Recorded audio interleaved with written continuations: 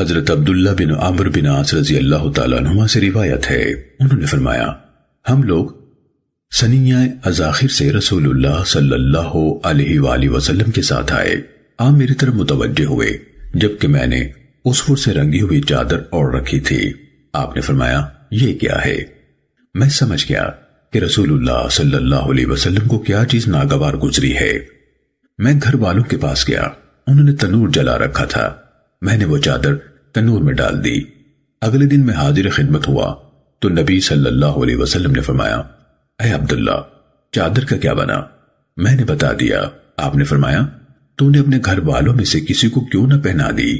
عورتوں کے لیے اس چادر کے استعمال میں کوئی حرج نہیں۔ سننے ابن ماجہ حدیث نمبر 3603۔ حضرت عبداللہ بن عمر رضی اللہ تعالیٰ عنہما سے روایت ہے، رسول اللہ صلی اللہ علیہ وسلم نے فرمایا جو شخص شہرت والا لباس پہنے گا اللہ تعالیٰ اسے قیامت کے دن ذلت کا لباس پہنائے گا۔ سننے ابن ماجہ حدیث نمبر 3606۔ حضرت عبداللہ بن عمر رضی اللہ تعالیٰ عنہما سے روایت ہے، رسول اللہ صلی اللہ علیہ وسلم نے فرمایا جو شخص دنیا میں شہرت کا لباس پہنے گا اللہ تعالیٰ اسے قیامت کے دن ذلت کا لباس پہنائے گا، پھر اس میں آگ بھڑکا دے گا۔